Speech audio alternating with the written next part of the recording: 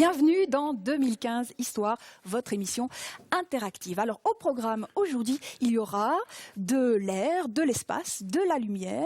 Et la lumière de notre émission, c'est bien sûr Ruben, notre Spanish Sun, qui nous revient de Madrid. Ouais, Alors comment c'était Madrid?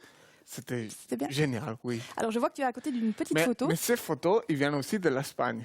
C'est notre copain Antonio, qui est photographe, qui travaille au coworking, qui nous a amené ces photos de skaters, une photo et une autre photo tout au fond. Ça, c'est vraiment sympa. Si vous avez des photos, quelqu'un, un photographe dans la famille, si vous-même vous faites des photos les dimanches, n'hésitez pas à nous envoyer vos photos. C'est absolument de cette manière-là que notre émission souhaite fonctionner. Si vous voulez participer, si vous voulez nous envoyer vos photos, eh bien n'hésitez pas, envoyez-nous un tweet, un petit mail, un commentaire Facebook et on reviendra vers vous, on s'intéressera à votre travail. Ouais. Et maintenant, on va aller tout de suite avec les tweets de la semaine. Tout de suite au tweet. Oui, tout de suite, parce que, par exemple, ici, c'est encore un autre photographe, Jefta, qui la semaine prochaine, il va faire une expo. C'est à partir de jeudi, en fait. Et il nous encourage à continuer à faire de la télé pro et décalée. Bon, ça, c'est sympa. La prochaine fois, il faut écrire bien, sans faute d'orthographe. Mais bon, ça, c'est un détail. Du moment que c'est sympa, ça va. Ça, c'est bon. Et le deuxième tweet, c'est encore les mosaïques de 2015 citoyens.be. Alors ça, c'est une initiative tout à fait propre d'un jeune garçon qu'on va recevoir peut-être un jour. Et voilà, ça s'appelle 2015 citoyens.be. Et là, c'est un mosaïque d'opinion des gens sur Mons 2015 ou sur Mons. Le principe... Je t'interromps un petit peu, mais le principe, c'est que vous postiez votre photo et ensuite vous pouvez y ajouter un petit commentaire au sujet de Mons 2015, de ce que ça vous inspire. Pour l'instant, il y a plus d'une centaine de photos. Hein. Ça commence à mais ça doit se remplir, ça doit être une mosaïque magnifique. Et le troisième tweet, c'est une surprise parce que c'est la Diabolica. La Diabolica, c'est ces machins-là, qu'on voit là. C'est la trompette montoise. C'est la vuvuzela montoise. La vuvuzela, la trompette. La vuvuzela montoise, qui maintenant, elle est déjà utilisée au Portugal, en Espagne, en Israël. Et bientôt, peut-être, on l'aura aussi dans le plateau. Eh bien, j'entends le bruit léger d'une petite Diabolica qui m'annonce les Good news.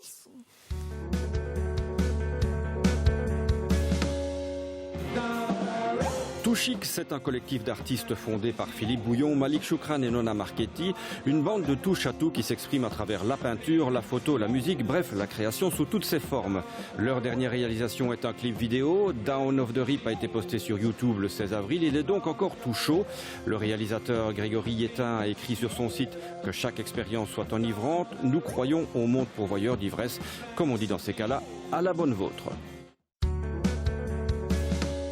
Les enfants ont retrouvé un crâne et juste à côté, le portefeuille de notre ami. Le corps d'une vieille dame vient d'être retrouvé à Spienne. Rassurez-vous, il ne s'agit pas d'un crime, mais seulement de cinéma. Les élèves de 5e et 6e primaire de l'école communale de Nouvelle ont filmé et interprété ce court-métrage avec l'aide de l'équipe du Plaza Art. L'enquête est avant tout l'occasion d'explorer de manière ludique le site des minières de Spienne. Une sorte de Cluedo à l'époque néolithique. Reste à trouver le coupable et l'arme du crime. Les pandas de Péridesa auront bientôt de la compagnie. Cette fois, il ne s'agit pas de spécimens made in China, mais bien d'une production 100% énuyère, faite à base de végétaux par le département des espaces verts de la province de Hainaut. Au total, près de 5000 plants auront été nécessaires pour réaliser ces 3 mosaïcultures grandeur nature. À noter que les pandas provinciaux ont déjà été présentés au Floralie gantoise il y a quelques années. De quoi apaiser les tensions communautaires.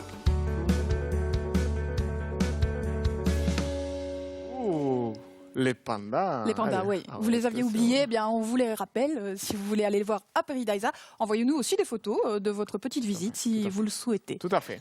Toujours avec le hashtag 2015H. Et maintenant, on va tout de suite avec les tweets.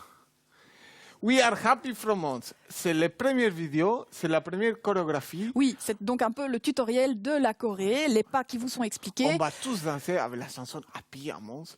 Et ça, c'est la première vidéo. Et ce n'est pas n'importe qui vous guide dans cette chorégraphie, c'est Junebox. Ouais, ça, j'ai découvert. Ça, tu ne connaissais pas? Non, je ne connaissais pas. Mais ça, voilà, c'est un super danseur. Ouais. Et le deuxième tweet, c'est la selfie.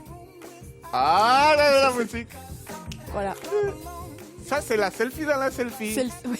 Ouais, en fait, c'est la mise en boucle abîme de selfie. infernale. Si vous voulez, maintenant, vous pouvez nous faire une selfie de la selfie dans la selfie. De la Sophie. Voilà. En même temps, c'est bien. N'hésitez pas, envoyez-nous vos photos en train de regarder l'émission. On adore ça. Bon, alors Ruben, maintenant qu'on est passé au selfie, Ouais. je montre ici une petite copine qui nous accompagne depuis le début de l'émission. À 21 degrés. À 21 degrés seulement. Oui. Eh ben, je pense qu'on va recevoir son propriétaire. Il s'agit de Cédric Sabato. Salut. Hey. Cédric Sabato qui est l'inventeur, l'initiateur de l'archétype. Ouais. Bonsoir Cédric. Très bien. Nous, on va bien. Alors, Cédric, est-ce que vous pourriez nous raconter un petit peu ce que c'est que l'archétype? Déjà, pourquoi ce nom? Donc, l'archétype, en fait, il faut savoir qu'on s'est basé vraiment sur la notion de la définition artistique du mot, plutôt littéraire. Donc, il s'agissait aussi vraiment d'un modèle premier. Et le but de l'archétype, c'est vraiment de proposer un espace de rencontre entre la nouvelle technologie, les milieux de soins et le monde culturel et artistique, et notamment l'art contemporain. Oui, donc l'art en milieu de soins, c'est vraiment la chose qui vous marque le plus. C'est super important pour vous. C'est quelque chose qui a démarré assez tôt. Vous pouvez nous expliquer un petit peu comment ça a démarré, cette idée d'art en milieu de soins? Donc l'art en milieu de soins, c'est vraiment venu aussi d'un vécu. Parce que voilà, en faisant mes études ici à Mons, j'ai eu un petit accident et je me suis retrouvé pendant au moins une année ici à l'hôpital. Et donc à partir de là, voilà, on a commencé à travailler, à mettre en place ce projet. C'est un petit peu dans l'idée de la résilience, donc positiver une expérience négative pour en faire quelque chose de positif. De la transformer et de créer du lien grâce à tout ça. Grâce à tout ça et grâce aux artistes aussi qui proposaient initialement des ateliers en milieu de soins. Ok. Alors, vous avez beaucoup de projets. Vous avez un projet Mons 2015, on va y revenir. Mais dans cette multitude de projets, il y a un projet qui concerne les plantes, qui s'appelle Herbal Ghetto. Oui. Est-ce qu'on peut en parler un petit peu? Ici. Donc Voilà, c'est juste ici. Voilà, Donc c'est pour cette raison pour qu'on expliquer, a... je vais peut-être demander à Ruben d'ouvrir et de faire un petit test et je vais donner quelques explications cette en demoiselle même temps. s'appelle... C'est du Mimosa pudica. Alors, donc Mimosa c'est une pudica, plante ça. qui vient d'Amérique latine et qui a la faculté de se mouvoir. Ça, il faut le parler en espagnol. On veut aussi, ouais. Hola. Ça va? Alors, il faut la caresser un peu. Ouais. Donc c'est une plante qui réagit au toucher, qui se ferme. Qui se ferme.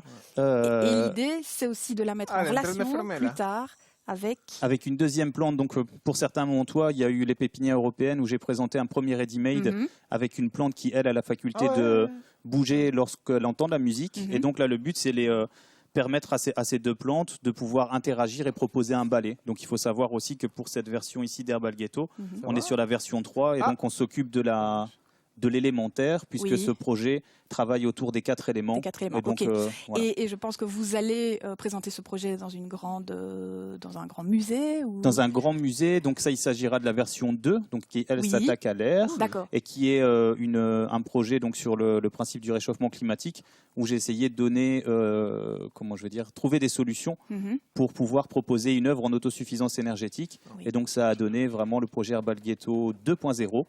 Et donc, à partir de là, ça permet aussi d'entendre le chant météorologique. Là, je pense qu'on a quelques petites images avec des petites... non, on n'a pas les images, mais c'est pas grave. Je pense qu'on les verra après. On les verra plus tard. Mais avant ça, on va s'intéresser à vos projets déjà réalisés avant de revenir vers le projet Mons 2015. C'est parti. Allons-y. Archétype a de l'ambition, tracer un lien entre l'art et le monde médical grâce aux nouvelles technologies. À côté de leur atelier artistique en milieu de soins, il n'y avait donc qu'un pas pour créer Eight Invaders, une demande du CHU Ambroise Paré. On a eu l'idée de faire une borne d'arcade, ce retour du vieux jeu de cette mode des années 80, en détournant, c'est-à-dire qu'on a vidé l'intérieur, le programme, le jeu, pour en faire une encyclopédie sur le sida avec des QCM. Et on doit avouer que ça marche plutôt bien, puisque quand elles sont installées, que ce soit dans les hôpitaux ou dans les écoles, en général, ça attire beaucoup de monde. Et la SBL se donne les moyens de ses ambitions. C'est à la porte de Google qu'ils les ont frappés pour développer leur pop-maton.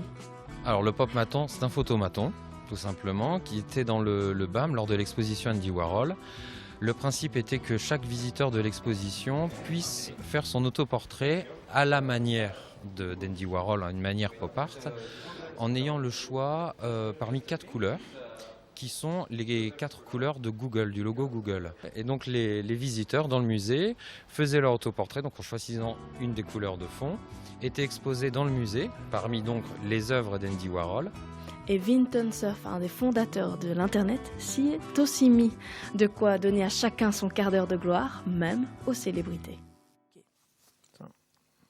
Voilà, donc on a vu un petit peu les projets qui avaient été réalisés, donc qui essayent de tisser un lien très fort, un lien pédagogique, mais un lien artistique aussi via le numérique.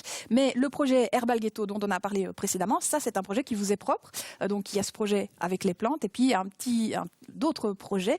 On voit des images ici, donc il y a toujours cette fameuse plante. Donc la plante qui danse. Donc, voilà, ça c'est la copine de celle qui est sur le Mimosa plateau. pudica. Voilà, elles vont Cédric, interagir. elle s'appelle comment ces plantes? Mimosa pudica. Non, Et mais l'autre, les noms de famille. Non, mais prénom. C'est ça.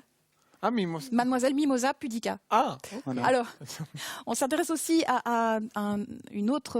Une deuxième plante, donc là c'est du Desmodium girant, Oui. et donc celle-là elle réagit lorsqu'elle entend de la musique. Oui. Il y a tout un travail aussi autour de la mémoire, puisqu'il y a un moment zéro où elle ne réagit pas du tout, et un moment où elle a la faculté de se mouvoir. Et donc ça sous-entend aussi un apprentissage. Qu'elle se et donc, souvient de la musique. qu'elle se souvienne de la d'avoir musique réagi, quoi. et d'avoir réagi. Ok. Et donc plus on lui fait écouter de musique, et plus elle va devenir une ballerine en quelque sorte. Quoi. Ok, ça c'est assez magnifique, je dois dire. Ça, Donc voilà. là ici une C'est de deuxième la poésie numérique poésie numérique et au végétale. service des plantes.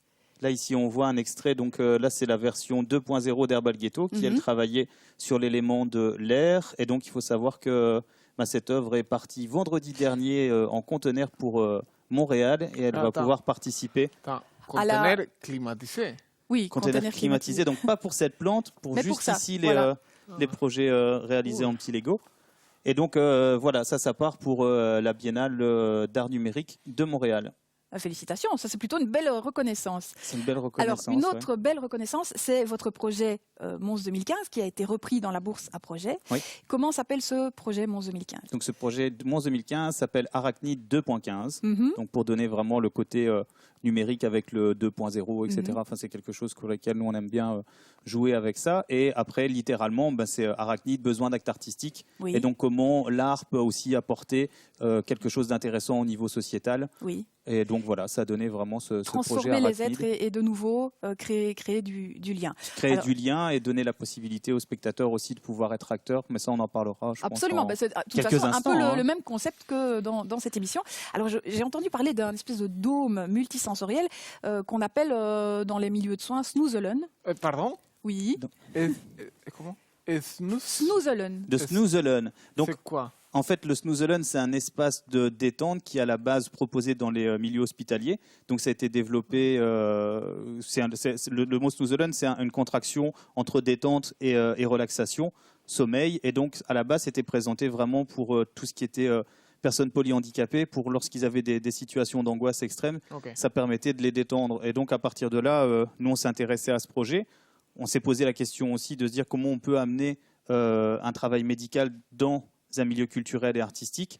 Et donc, ça a donné le projet Arachnid, où là, on a vraiment revu et revisité le concept en version numérique. Et donc, ça donne un espace multisensoriel, projection 360 degrés, Est-ce spatialisation. que vous savez déjà où sera ce dôme multisensoriel dans la ville il Dans sera le situé centre. Il sera dans Il y a- le centre il y a plusieurs endroits qui sont en vue. Maintenant, au niveau des conditions techniques, il faut voir aussi, parce que c'est assez lourd et, à mettre en place. Et ça voudra dire que tout un chacun pourra passer la porte de ce Snoozelen, de ce dôme multisensoriel, et pour y faire quoi? Donc, le projet, c'est que vraiment, dans l'idée du foisonnement culturel qu'il va avoir à Mons, on puisse trouver un petit espace de détente. Et donc, Mais t'imagines, ça serait chouette. On a la ville avec ses pavés, ses trafics, ses touristes, tout ça. Et là, on va dans un espace un peu plus calme. Un petit endroit plus protégé, zen. un petit endroit, Voilà, comme un cocon, cours en fait. intérieur. Ouais. c'est un espace cocon, c'est vraiment ça. Et voilà, on est allongé 15 minutes et on a tout un travail de projection qui va se mettre Ça, qui va c'est se vous mettre qui en place. allez fabriquer Donc nous, ça. pour ma part, donc moi en tant que directeur artistique, je réfléchis vraiment à la coordination du projet et le fait de devoir respecter aussi cette notion de bien-être et de détente, mais ça reste un projet ouvert. Il va avoir 4 phases dans ce projet. Là, ici, on va en dévoiler 2. Il y en aura déjà une première où on a demandé à des étudiants d'art au carré, du conservatoire de musique, etc. Parce que moi, c'est de là aussi où je viens. Lorsque j'ai fait mes études, il n'y avait pas cette connexion. Et du coup, ce dôme devient un prétexte aussi à faire et à recréer du lien entre les étudiants. Absolument, à mettre tout le monde en connexion. Tout le monde en connexion, oui, Alors, vraiment. donc ça veut dire aussi qu'on peut passer un petit appel à tous ceux qui souhaiteraient. Donc les étudiants, vous voilà. êtes Pour le moment, c'est les étudiants et puis les deuxièmes. La deuxième partie, donc là, ça se passe avec l'université de Mons, et là, ça va permettre aussi au public, lui, d'être acteur au niveau du développement du projet, parce qu'on est en train de travailler sur la possibilité de créer une interface qui va pouvoir, sur le principe des cadavres esquis, donc c'est fabriquer une phrase de manière aléatoire, permettre de créer un contenu vidéo, un montage, je vais dire, réalisé par une machine, et un son qui est mis ensemble. Ça, c'est vraiment sympa. La plante est géniale. Je pense qu'on pourra reparler de tout ça vraiment beaucoup plus précisément en postant des liens sur les réseaux sociaux, bien évidemment, et sur la plateforme www.2015histoire.be. Mais c'est le moment en général qu'on choisit pour avoir notre moment Skype. Oui, et aujourd'hui, de nouveau, pas de Skype. Mais par contre, on a décidé un quelque chose parce qu'on a vu que quelqu'un souhaitait vivement, ardemment, passionnément un peu fou, un peu taré, mais bon. Et ce personnage, c'est Thomas Huidard. Oui. On a décidé le fameux Thomas Huidard. De lui donner la parole. Il est ici ce soir. Il est ici aujourd'hui, il est ici ce soir. Thomas, s'il te plaît, viens enfin prendre place. Enfin. Je suis ravi de te voir. Merci. Alors Thomas. Oui. Qu'as-tu à nous dire? Je devais avoir des idées en plus. Je voulais juste venir ici, moi, c'est tout. Je suis bien là. Les canapés sont super confortables. C'était juste ça. Non. Thomas, ici c'est la télé. Tout ce tintouin pour ça. Et pour te voir aussi, évidemment. Tu l'as bien vu. Ouais, mais... Oui, mais bon, là, personne ne veut croire 2 minutes que tu es amoureux de moi. Donc vas-y, allez, balance. Mais en fait, voilà, si je veux venir à l'émission, c'est pour faire un peu des chroniques. Parce que je trouve que ça manquait un peu de dynamisme, tout ça, un peu de jeunesse. Parce que. C'est sympa, on est vieux, mais on T'es un est lent. comique, toi. Vous êtes c'est sympathique. On va pas se mentir, vous êtes vieux, mais les je viens de gars. faire 31 ans, quand même. Et donc voilà, apporter une petite touche de fraîcheur de jeunesse en faisant des chroniques et en faisant des défis. Voilà, c'est un peu le pourquoi je veux être là. Le cascadeur de 2015 Histoire. Cascadeur non, parce que je suis un peu douillé, mais au moins faire des défis assez hallucinants, par moment, j'espère. Mais ça veut dire que nous, on peut te lancer, en tant que vieille personne très lente, on peut te lancer des défis quand même. Oui, mais bon, oui, si vous voulez, ouais. À part voir d'Eric, je suis partant. Donc ça veut dire aussi que nous, on peut te lancer des défis, mais que vous, derrière vos écrans de smartphone, derrière vos écrans de télévision, vous pouvez lancer des défis à ce cher Thomas Huidard. Alors si vous avez envie que, par exemple, il pousse la porte d'un musée, qu'il pousse la porte de l'opéra, ou qu'il aille faire quelques pas en tutu au Théâtre Royal de Mons, suggestion. On va éviter celle-là peut-être. Alors voilà, tu as une idée de défi? Eh ben, le premier défi, évidemment, c'est que vu que je suis un piètre comédien, je ne fais jamais de théâtre, je ne fais jamais rien, je pense que je vais faire comme défi, c'est la semaine prochaine, de prendre des cours de théâtre. Voilà. Ça, c'est bien. Est-ce que tu en as besoin? J'en ai ardemment besoin parce que je suis vraiment piètre comédien. Bon. Et alors le défi, le défi que je rajoute à celui-là, c'est prendre des cours de théâtre, mais avoir des cours de théâtre gratuitement. Ah, gratuit, il faut que oui. Allez, bon, on y va. J'essaye, ça va, j'essaye. On y va. Tu rends le micro, monsieur. Et à bientôt. Allez. D'ici 2 semaines, on verra ce que ça donne. On verra ces jeunes-là. En attendant, je parlais de... Il est particulier, mais bon. Oui, il est un peu spécial. Je parlais d'air, de lumière, d'espace. On va recevoir notre deuxième invité, ou plutôt troisième avec Thomas. Ça parle de la ville de Mons. C'est monsieur... Ça parle de l'évolution de la ville de Mons. Absolument. Avec ce monsieur. Monsieur Alain Wilbeau. Salut Alain. Salut. Passe. Bonjour. Bonjour. Ouais. Bonjour. Ouais. Bonjour. Bonsoir Monsieur Wilbeau. Alors vous êtes là aujourd'hui pour nous parler d'un projet, Mons 2015 également, qui s'intitule Ouvrir les murs. Alors, vous faites partie d'une ASBL qui s'appelle Sauvegarde et Avenir de Mons. On va d'abord s'intéresser à ce qu'est Sauvegarde et Avenir de Mons. Qui êtes-vous? Combien êtes-vous dans cette ASBL? Je pense que c'est une ASBL. C'est une ASBL qui s'intéresse au patrimoine de la ville et qui également encourage les habitants à améliorer leurs habitats, attribue par exemple des prix aux rénovations, aux constructions adaptées à la ville. Et vous êtes toute une batterie d'experts. Vous êtes Il y a des gens de différents profils, architectes, urbanistes, histoire de l'art. Qui s'intéressent au passé pour rendre le présent urbanistique un peu plus agréable. Voilà. Alors, le projet Ouvrir les murs, on va s'y intéresser. Et on va aller voir un petit reportage qui a été fait avec un de vos comparses de Sauvegarde et Avenir de Mons, qui défend ce projet Ouvrir les murs. Il s'agit de l'historien Philippe Depré. On y va. En 1861, le 8 mai précisément, l'État décide de permettre la démolition des remparts, lève ce qu'on appelle les servitudes militaires, c'est-à-dire la ville était sous un régime militaire, et donc permet progressivement d'araser les remparts. Alors c'est un grand travail, c'est un travail énorme. La superficie des remparts, c'est 166 hectares. Et donc progressivement, pendant 4 ou 5 ans, on va araser les remparts, les niveler. C'est vraiment le moment où une ville qui était une ville de structure médiévale, avec des rues, alors on a souvent le terme, c'est pratiquement infernal, on ne sait rien faire dans la ville, où la ville peut commencer à respirer. Les 3 mots-clés, c'est air, espace, lumière, c'est-à-dire tout ce que les habitants de Mons estiment manquer à l'intérieur de la ville. Quand on conçoit ces projets en 1861, un peu avant, c'est d'abord une ville bourgeoise. Les ouvriers n'ont pas beaucoup voix au chapitre, on ne les entend pas. C'est une ville bourgeoise et donc comment retenir des gens aisés, des gens bourgeois à l'intérieur de la ville? Il faut leur offrir une ville agréable, il faut leur offrir la nature. C'est d'abord conçu comme un espace de promenade. Aujourd'hui, nous le connaissons comme espace de circulation. C'est d'abord un espace de promenade. Et donc un espace où très vite, par exemple, on va planter des rangées d'arbres, on va mettre des bancs, etc. On va vraiment s'intéresser à cette fonction-là du boulevard.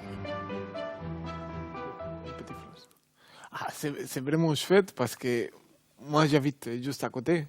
J'habite à Avenue-Dion, et du coup, je retrouve un peu mon quartier. C'est une façon pour les Montois et pour les personnes extérieures aussi de s'intéresser à leur ville, de se rendre compte du fait d'avoir que le fait d'avoir cassé les murs, ça a donné de l'espace, de la lumière, tout ça, ça a fait grandir la ville et puis grandir les gens qui y sont. Alors, je pense que ce projet se développe en 4 volets et c'est ça que vous allez proposer au public durant l'année 2015. Exactement. Donc, nous sommes intéressés à la problématique de l'extension de la ville grâce à la démolition des remparts.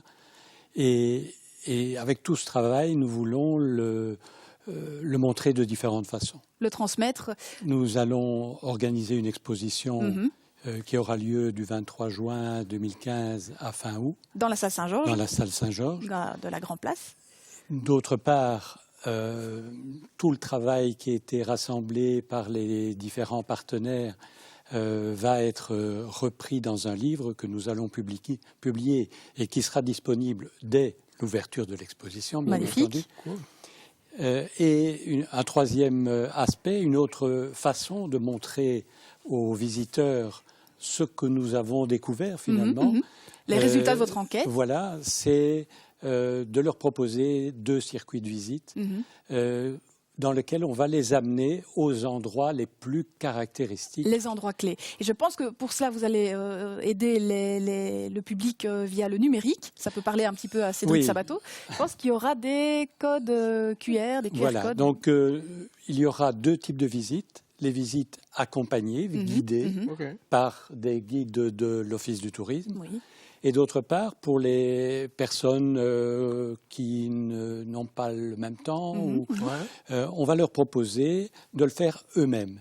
Et à ce moment-là, on leur donne un plan et des QR codes qui indiquent à quels endroits ils vont pouvoir se connecter sur Internet et avoir des explications, des images, des morceaux de films. Une façon de faire parler les murs, en quelque sorte. Et je pense qu'il y a la dernière partie, le dernier volet, ce sont des conférences. Des conférences.